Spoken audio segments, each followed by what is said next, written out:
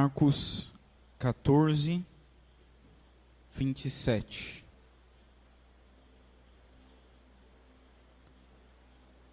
Diz assim o texto: Disse-lhes Jesus: Vocês todos me abandonarão, pois está escrito: ferirei o pastor e as ovelhas serão dispersas. Mas depois de ressuscitar, irei adiante de vocês para a Galileia. Pedro declarou: ainda que todos te abandonem, eu não te abandonarei. Versículo 30. Respondeu Jesus: asseguro-lhe que ainda hoje, esta noite, antes que 2 vezes cante o galo, 3 vezes você me negará. Mas Pedro insistia ainda mais: mesmo que seja preciso que eu morra contigo, nunca te deixarei. E todos os outros disseram a mesma coisa. Hoje nós vamos meditar no seguinte título: Jesus, o Deus abandonado. Nós estamos na nossa série aos domingos, é tudo sobre Jesus. E hoje nós vamos meditar nesse título.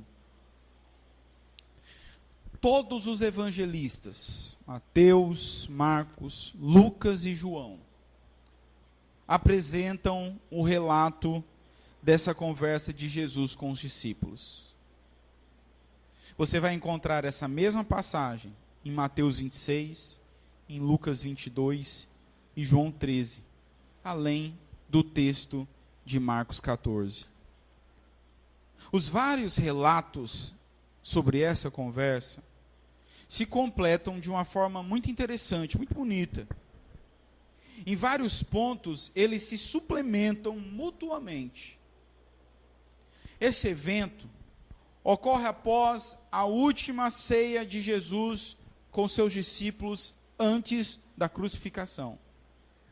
Jesus, o grande discipulador, não perde nenhum momento, não perde nenhum tempo que ele tem com os discípulos sem ensiná-los alguma coisa.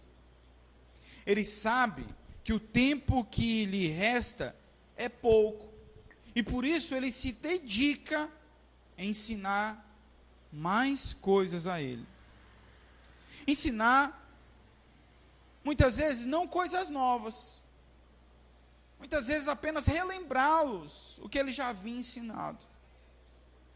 Ao fim da ceia, eles caminham para o Monte da Oliveira. E lá, Jesus interpreta a profecia de Zacarias. E mostra aos seus discípulos que aquilo que haveria de acontecer dali em diante já havia sido arquitetado pelo próprio Deus. Não há, portanto, nenhuma surpresa para Jesus e nenhum evento que não estivesse no controle de Deus. Jesus já havia feito várias tentativas de despertar seus discípulos para os perigos que estavam à frente. Ele já havia dito em uma outra ocasião que muitos recebem a palavra depressa e com alegria, mas que logo depois eles abandonam a Jesus, eles abandonam a palavra. Essa afirmação de Jesus, no capítulo de Mateus 14, é apoiada na profecia realizada por Zacarias, registrada no seu livro no capítulo 13, do versículo de 1 a 9. Essa profecia descreve a ação de Deus, o juízo de Deus sobre a nação, e que essa ação conduziria a nação à purificação do pecado e à criação de um novo povo, do povo da nova aliança. No processo de juízo, no processo de purificação e no processo da criação do povo da nova aliança, o pastor seria golpeado e as ovelhas espalhadas. Jesus se identifica como o pastor da profecia de Zacarias. Ele se identifica como um pastor preocupado com suas ovelhas. Jesus também aplica a profecia de Zacarias aos seus discípulos. Ele lembra que eles são vulneráveis e diz para eles: vocês, como ovelhas, fugirão. Quando o pastor for morto, vocês, como ovelhas, sairão fugidos. Os discípulos, mesmo ouvindo esse chamado de atenção de Jesus, eles falham quando a provação vem. Porém, o fracasso dos discípulos não afeta em nada os propósitos de Deus, porque Deus já sabia que eles fugiriam. Jesus se apressa em acrescentar uma seguinte verdade: nem a sua morte, nem a fuga deles seria definitiva. Nem a sua morte, nem a sua fuga, a fuga deles, atrapalharia o projeto de Deus. Jesus diz o seguinte: eu vou ressuscitar, e eu vou para Galileia. Em outras palavras, Jesus está dizendo: eu vou ressuscitar, e vou me encontrar com vocês lá na Galileia. O Senhor Jesus está dizendo: eu vou ressuscitar, e eu vou juntar vocês que fugiram. Eu vou conduzir vocês. Pedro, sempre o afoito Pedro, não presta atenção na promessa de Jesus da ressurreição e da futura reunião com o Mestre. Ele protesta contra Jesus. Ele se acha a exceção do grupo.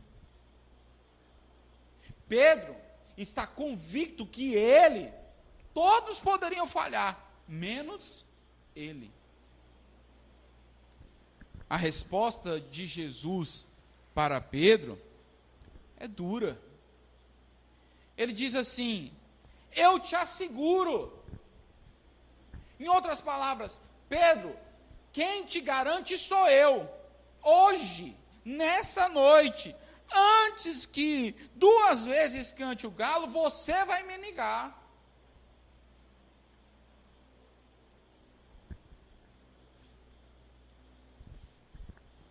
Pedro diz: não.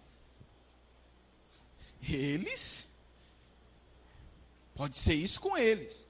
Eu estou disposto a morrer, inclusive. Os outros também disseram a mesma coisa. Algumas lições, irmãos, podem ser aprendidas nesse texto. Mas a principal delas é que mesmo aqueles que ouvem as palavras de Jesus, experimentam de sua companhia e do seu poder, podem fracassar durante a jornada cristã, abandonando Jesus. Até aqueles que se acham super crentes são tão vulneráveis que podem, por algum momento, abandonar a Cristo. Obviamente que esse abandono não é definitivo e nem final.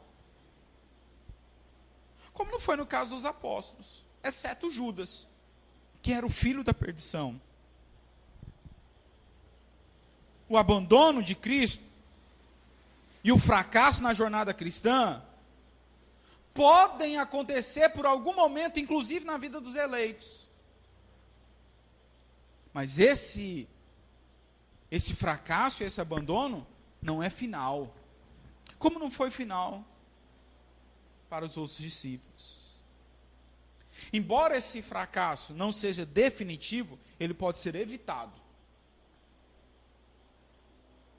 É perigoso, irmãos. É arriscado nós andarmos distante do Mestre. Longe do bom pastor, estamos sujeitos aos lobos. E nós sofremos as consequências da nossa desobediência e da nossa rebeldia. Mesmo sabendo disso, irmãos, até de forma prática, às vezes nós tropeçamos. Às vezes nós nos enfraquecemos na nossa vida espiritual.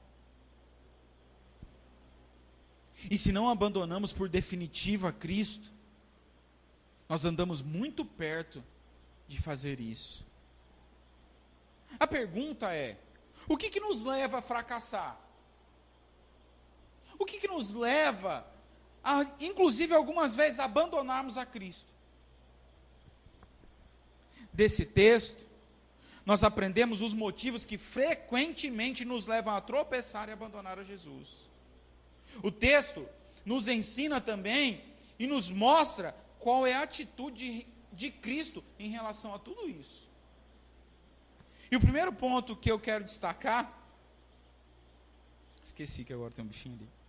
O primeiro ponto que eu quero destacar é o seguinte: o primeiro motivo que nos leva a tropeçar e abandonar a Cristo é a incredulidade. O versículo 27 diz: disse-lhe Jesus: vocês todos me abandonarão, pois está escrito: ferirei o pastor e as ovelhas serão dispersas. Mas depois de ressuscitar, irei adiante de vocês para a Galileia. O primeiro motivo que nos leva a tropeçar e abandonar a Cristo é a incredulidade. O escritor aos Hebreus faz o seguinte alerta: sem fé é impossível agradar a Deus. E definitivamente, irmãos, sem fé, nós não podemos fazer nada relacionado à vida espiritual. A incredulidade, irmãos, é algo tão perigoso, que esse foi o primeiro pecado que o ser humano cometeu. Com frequência nós ouvimos que o primeiro pecado foi a desobediência. Mas na verdade, a desobediência foi consequência da incredulidade. Eva não creu na palavra de Deus, preferindo ouvir a sugestão da serpente. E por isso ela desobedeceu. O pecado inicial de Eva foi não crer no que Deus havia dito para ela. Esse fato é bem observado no texto em que estamos estudando nessa noite. O grande problema dos discípulos foi a incredulidade de seus corações. Em primeiro lugar, eles foram incrédulos em relação à palavra de Deus. O profeta Zacarias já havia dito, e os discípulos conheciam a profecia. Não era nada de novo para eles. Cristo apenas relembra a profecia. Em outras palavras, Jesus está dizendo: o profeta já disse isso. E agora ele explica de forma mais clara essa profecia. Mas o conhecimento dos discípulos não foi acompanhado pela fé. E conhecimento sem fé é inútil. Teologia sem fé é inútil. Dizem, isso serve muito bem para os teólogos liberais. Muito conhecimento, pouca fé. Conhecimento sem fé apenas serve para o orgulho pessoal. Mas nunca, irmãos, nunca esse tipo de conhecimento, ou o conhecimento sem a fé, servirá para a comunhão com Jesus. Porque aquele que conhece, precisa também crer que é possível se relacionar com o Mestre. E não apenas isso, irmãos. Os discípulos não creram no Logos de Deus, no Verbo vivo, na palavra encarnada. Tudo bem, não crê no profeta, mas eles estavam perante a palavra de Deus, e mesmo assim eles não creem. É como se Pedro tivesse dito para ele, e não só Pedro, os demais também: Senhor, o senhor deve estar equivocado. Não, Senhor, essa não é a melhor alternativa. Bom, o Senhor pode pensar isso dos outros, mas de mim, Senhor, o Senhor está enganado sobre a minha vida. A demonstração de incredulidade de Pedro é um reflexo de pensamentos dos demais discípulos. Os discípulos eram incrédulos em relação à palavra. Sabe por que nós pecamos contra o Senhor? Porque nós não cremos na palavra de Deus. Porque nós não cremos na instrução do Senhor. Nós achamos, irmãos, que nós sabemos mais que Deus. E nós achamos que a Bíblia está equivocada sobre as coisas. Nós não cremos que as orientações bíblicas servem para nós. E nós nos achamos muito mais sábios do que a palavra de Deus. É por isso que nós vivemos pecando. Você quer ver um exemplo disso? A Bíblia diz assim, um abismo chama outro abismo. Mas nós não cremos nisso. Nós achamos que isso é um exagero da palavra de Deus. Nós achamos que isso é Deus querendo nos colocar medo. Aí nós nos arriscamos a andar por conta própria. Aí nós caímos num abismo, e cavamos outro abismo, e quando nós vemos, nós estamos no fundo do abismo. Nós não cremos no que a palavra de Deus diz. Não, é um exagero, orar sem cessar é um exagero. Não deixe de congregar, é um exagero. Eu posso ir na igreja quando eu quiser. Imagina que eu vou cair. A Bíblia diz que as más conversações corrompem os bons costumes, mas comigo não, eu não. Isso acontece com os outros, comigo não. Nós somos Pedro. A gente sempre acha que sabe mais que Jesus, mais que Deus. E aí a gente não acredita no que a Bíblia está falando.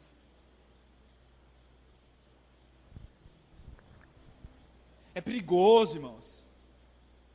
Nós queremos aconselhar a Deus. Sente-se aqui, Senhor. Deixa eu te dar alguns conselhos sobre a vida. Tenho muito a te ensinar. Eu tenho muito para falar para o Senhor. Em segundo lugar, os discípulos foram incrédulos em relação à promessa de Jesus.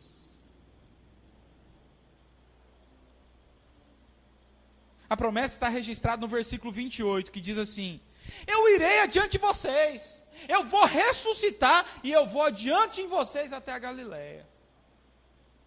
Em outras palavras, Jesus está dizendo: creiam que a ferida que eu, o bom pastor, vou enfrentar, não será definitiva. Os discípulos não creram nisso. Por isso, quando o mestre foi capturado, eles abandonaram a Jesus e fugiram. Adão e Eva tropeçaram, porque não creram na promessa, preferindo crer na serpente. Os discípulos tropeçaram, pois não creram na promessa, preferindo crer em suas próprias emoções. Nós fracassamos, porque não cremos na promessa futura, preferindo crer que a recompensa do pecado é mais satisfatória.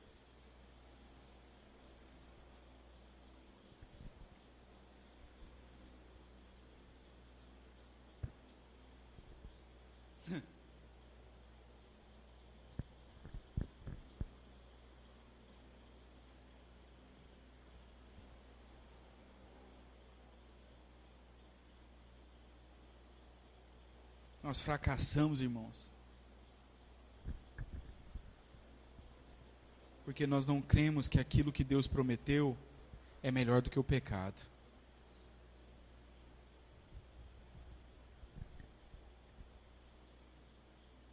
No final, todo tropeço é fruto da soma da incredulidade em Deus com a credulidade no que é meramente humano. Todo tropeço, todo pecado e todo abandono de Deus é a soma de deixar de crer em Deus e crer nas coisas do homem.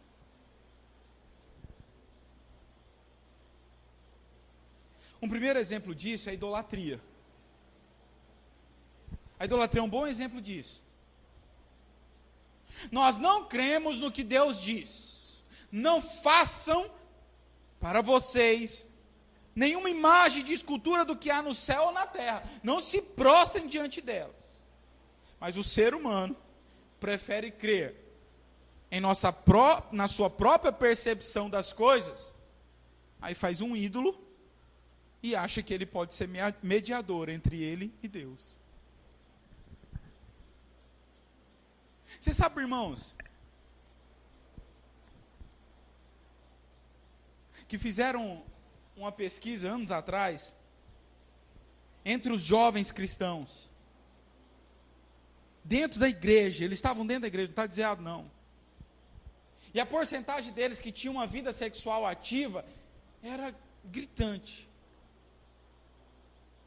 Você sabe por que eles pecavam nesse tipo de pecado? Porque eles não creram na promessa de Deus. E eles comeram mel antes da lua. Eles não creram na promessa de Deus, que é melhor casar, né? Bonitinho. Aí eles trocaram essa verdade a verdade divina pela verdade humana. Aí sabe o que acontece? Relacionamentos fracassados, gravidez indesejada, pessoas magoadas e feridas. John Piper diria que tropeçamos, pois não cremos na graça futura. Para Piper, a graça futura se refere às promessas que Deus planeja fazer por nós no futuro, que podem ser cumpridas daqui 5 segundos ou daqui 5 anos. E é justamente isso que nos leva a tropeçar, a incredulidade no projeto de Deus, nas promessas de Deus. Não cremos que Deus passará conosco todas as tribulações dessa vida, então abandonamos o Senhor. Não cremos que é melhor passar pelas tribulações dessa vida junto com Cristo, então nós abandonamos a Cristo.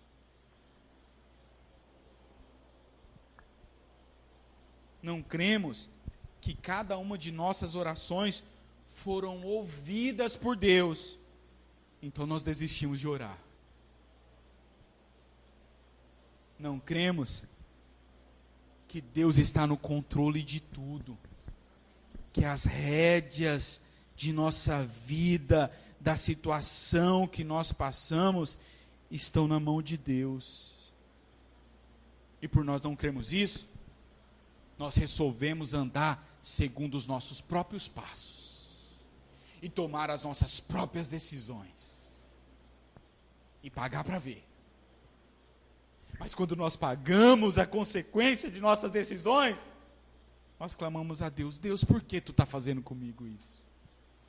Por que, Senhor? O Senhor não muda a minha vida. E eu fico imaginando Deus dizendo: porque você tomou a rédea na tua mão.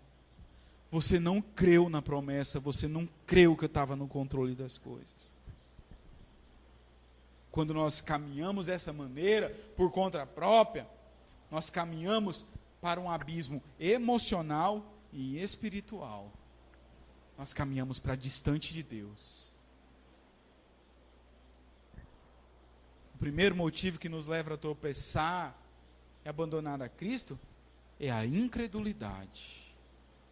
Por mais que a gente diga que crê em Deus, que crê em Cristo, na prática, nós nem cremos na palavra de Deus, nem nas promessas do Senhor para nós. E aí fracassamos. Nós podemos passar agora para o segundo ponto. O segundo motivo que nos leva a tropeçar e abandonar a Cristo é que a nossa fé é meramente emocional.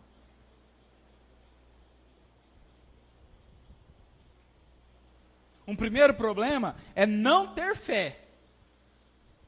O segundo problema é ter uma fé meramente emocional. Depois de ouvir a afirmação inicial de Jesus, que todos os discípulos iriam abandoná-lo, Pedro toma a palavra e nega firmemente que não faria isso, mesmo que sua vida estivesse em perigo. Os demais discípulos dizem a mesma coisa, diz o versículo de número 31. Os discípulos falaram isso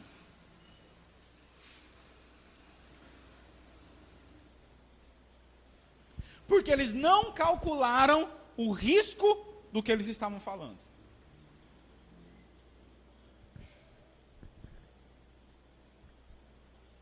E quando o seu companheirismo, a sua submissão ao mestre foi posto à prova, eles abandonaram Jesus. Todos eles caíram na armadilha do seu próprio coração. Eles se esqueceram que até mesmo o mais convicto dos homens pode cair.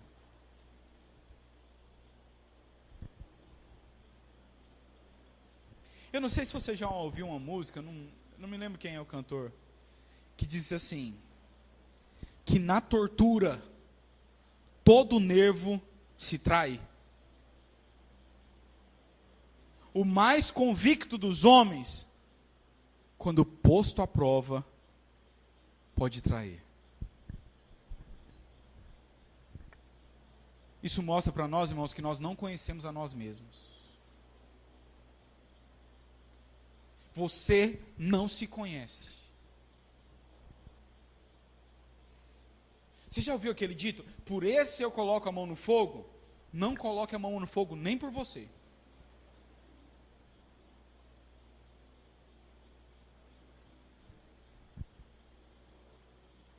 Porque uma coisa, irmãos, é você ser tentado com um troco que te passaram a mais de R$2.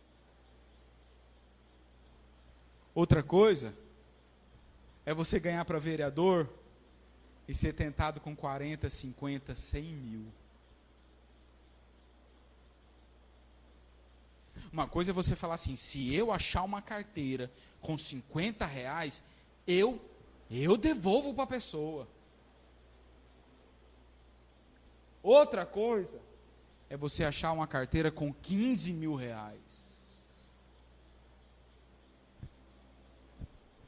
Não confie nas tuas emoções. Mesmo as emoções mais sinceras são emoções. Todos os discípulos, irmãos, estavam mais do que seguros que eles nunca iam cair em pecado. Eles tinham certeza que eles seriam fiéis a Jesus. Eles falaram, nunca seremos infiéis a ti. Sabe o que aconteceu? Exatamente o contrário de tudo isso. Muitos daqueles, irmãos, que abraçam a fé cristã, eles tropeçam na jornada, porque eles não calculam o preço de se tornar discípulo de Jesus. É muita rapidez para levantar a mão e dizer aceito a Jesus. É pouco raciocínio para pensar no que isso envolve.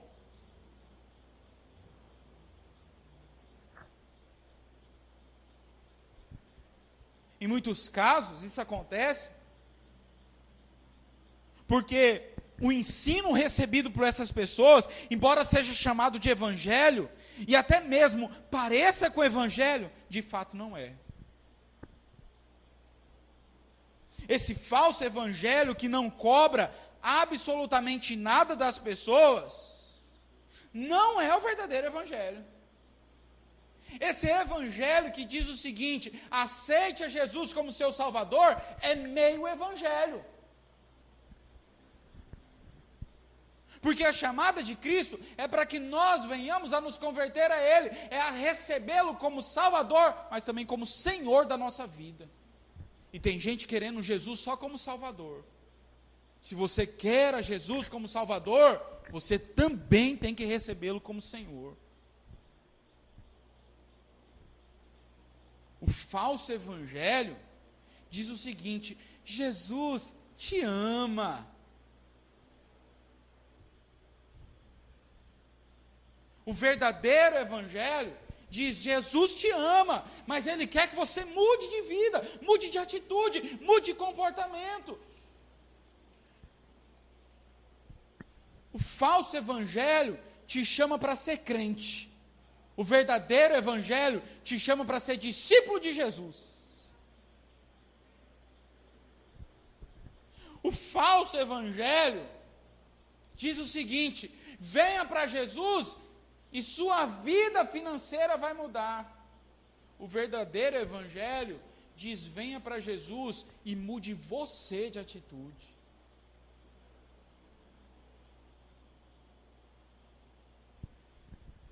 O próprio Jesus nunca omitiu isso dos discípulos. Em outra passagem ele diz assim: vocês têm que tomar a cruz. Vocês têm que abandonar as coisas.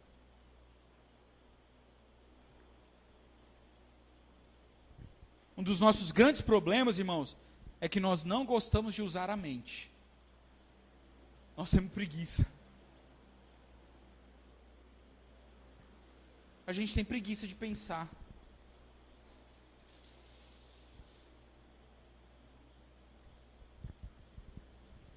Além de termos preguiça de pensar, nós temos medo de racionalizar sobre as coisas espirituais.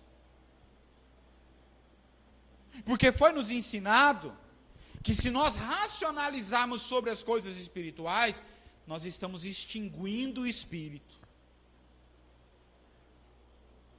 Aí a gente não gosta de racionalizar sobre nada. Eu estou com medo de pecar contra o espírito. Tudo a gente acha que é blasfêmia contra o espírito. Quando a Bíblia diz assim: vocês devem julgar as profecias, julguem os espíritos. O espírito do profeta está sujeito ao profeta. Cuidado que há muito espírito enganador. Mas nós ficamos com medo de racionalizar, porque se a gente acha que se racionalizar em questões espirituais, nós vamos estar pecando contra Deus. Nós precisamos lembrar que quem nos deu uma mente foi Deus.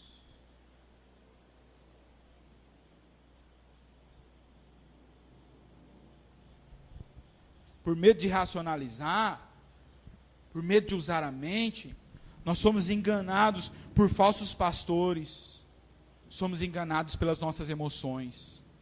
Ou você nunca achou que algo era de Deus, e depois você descobriu que era a sua própria emoção tentando te convencer que era de Deus.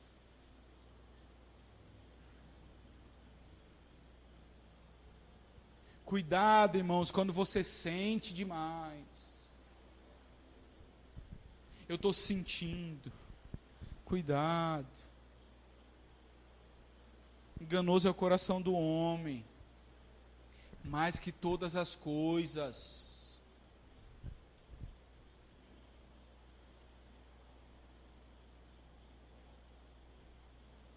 Não confie em suas emoções. Confie naquilo que a Bíblia diz e naquilo que Cristo fez.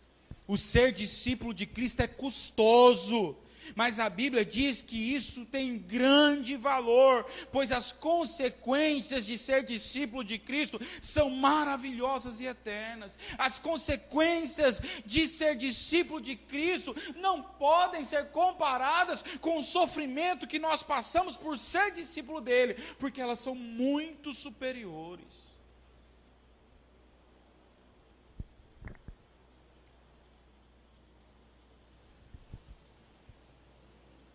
Peça a Deus que oriente os seus pensamentos, as suas palavras, as suas ações, para que nós possamos, e para que eu e você possamos estar firme durante a jornada cristã.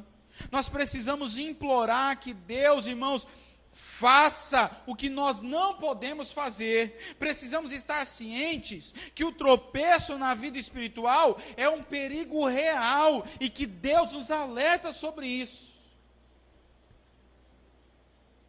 A autoconfiança não é a solução para essa tentação. Pedro achou que sua autoconfiança o livraria do mal. Porém, não livrou.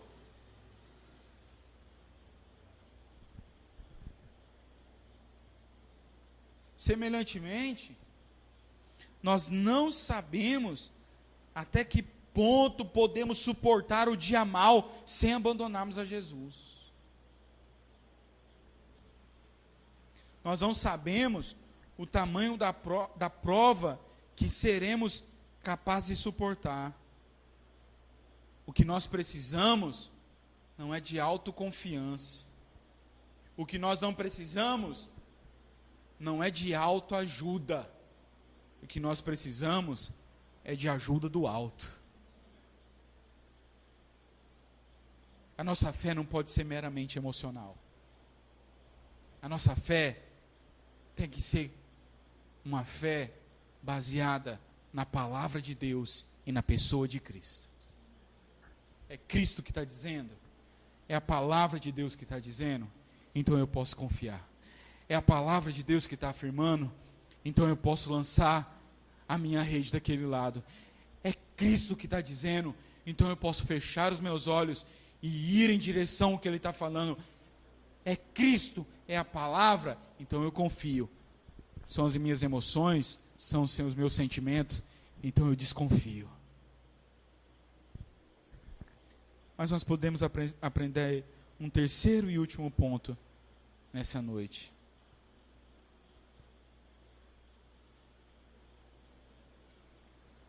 O terceiro motivo que nos leva a tropeçar e abandonar a Cristo é nossa incompreensão em relação ao caráter de Jesus. Versículo 27 diz: disse-lhe Jesus: vocês todos me abandonarão, pois está escrito: ferirei o pastor e as ovelhas serão dispersas. Você não vê Jesus dizendo que vai ter alteração nenhuma nele.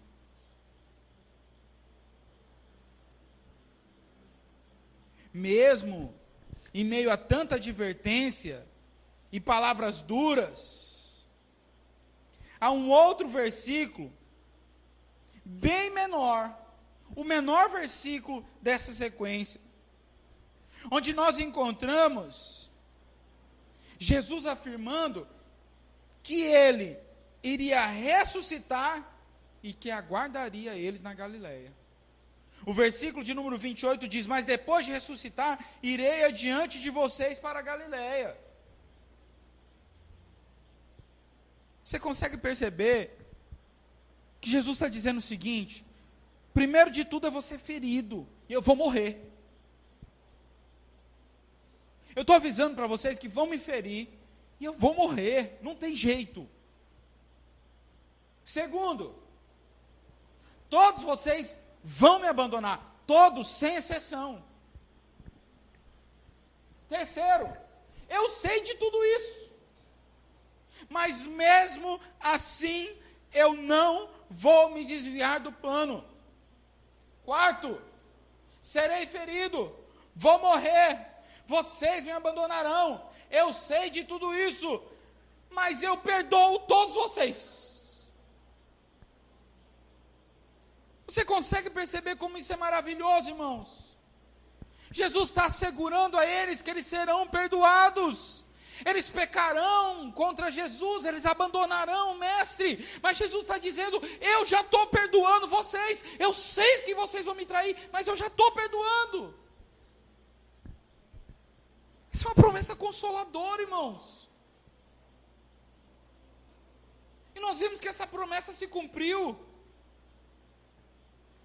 E hoje nós comemoramos o domingo da ressurreição. O que ele havia dito se cumpriu. Ele ressuscitou e ele foi para Galileia. Em Mateus 28:7 está registrado: vão depressa e digam para os discípulos, ele ressuscitou dentre os mortos e está indo adiante de vocês para a Galileia. Lá vocês vão ver ele. Certamente, irmãos, aqui há algo fantástico.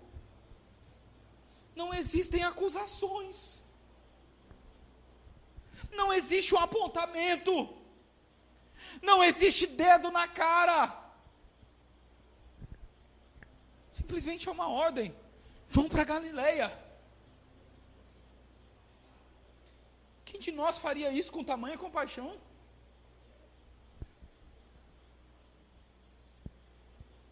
Nosso esporte, um dos nossos esportes preferidos é falar mal da vida alheia. E o segundo é apontar aqueles que nos cercam. Nós dizemos que perdoamos, mas no primeiro motivo, primeiro momento, nós apontamos o dedo. Nós lembramos que as pessoas fizeram. Porque olha, você fez mal para mim. Mas você não disse que me perdoou? Perdoei, mas não esqueço.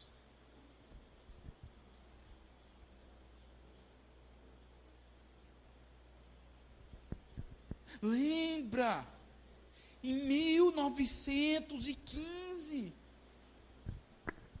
às 10h25:30, você fez isso contra mim.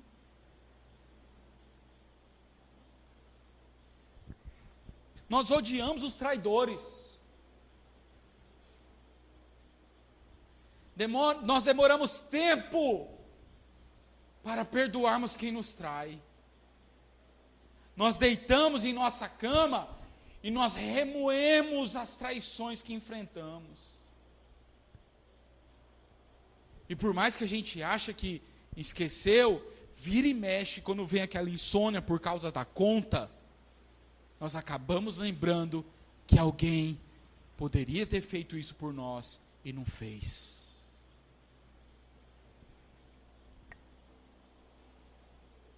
Jesus não fez nada disso.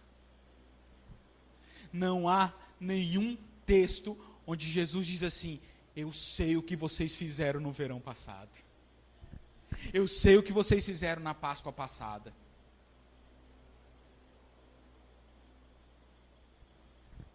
Uma das maiores dificuldades, irmãos, que aqueles que se afastam do Senhor encontram, é a acusação satânica que Deus não nos perdoará.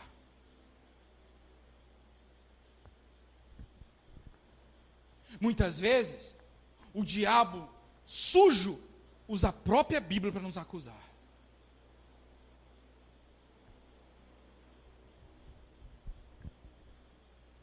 Aqueles que abandonaram a Jesus por algum motivo durante a jornada cristã, às vezes cedem à pressão de pensar que Jesus nunca os receberá novamente. Eu pequei muito. Jesus nunca vai me perdoar. Mas não foi assim com os discípulos.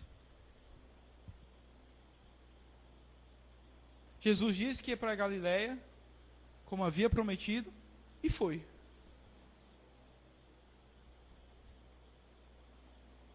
Na Galileia, ele recebeu todos eles sem nenhuma acusação. Sem nenhum apontamento.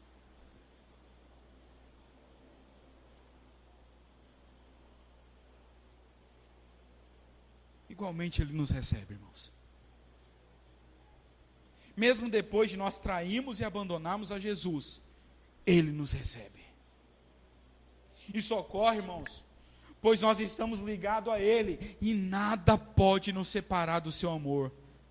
Ele não nos ama porque fizemos alguma coisa por Ele.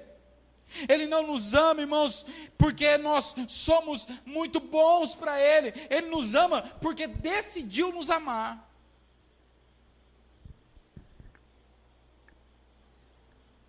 Nós precisamos nos lembrar que mesmo sabendo que os discípulos se tornariam desleais, Jesus continuou na senda da cruz.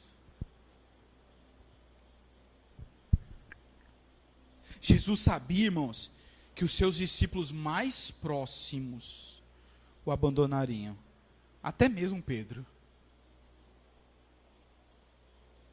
Mesmo assim, ele enfrentou a cruz. Para a cruz ele veio. Para a cruz ele foi. Sabendo que ao terceiro dia ele ressurgiria. Então ele veria o fruto do seu árduo trabalho, discípulos redimidos para a glória do Pai. O mesmo Cristo dos discípulos é o seu Cristo, é o nosso Cristo. E da mesma forma, nessa noite, nós somos alertados a não abandoná-lo.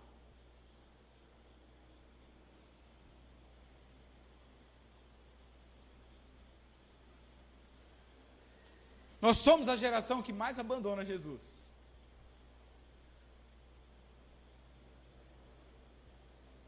Abandonamos a Jesus porque o pastor não é legal. Abandonamos a Jesus porque a igreja é assada, é cozida. Abandonamos a Jesus porque a igreja tem gente falsa. Tu também é. Tem gente que diz assim: tem muita gente falsa na igreja. Aí fala assim: venha, se junta a nós, soma aqui com a gente. Tem muita gente que diz, muita gente que abandona Jesus por causa das lutas, das dificuldades. Nessa noite nós somos alertados a não abandonar a Jesus. Mas nós precisamos estar cientes, irmãos, que algum de nós, e Deus permita que não todos nós, por algum momento da vida, nós podemos tropeçar e abandonar a Jesus. Como Pedro, você pode achar que isso não acontece com você.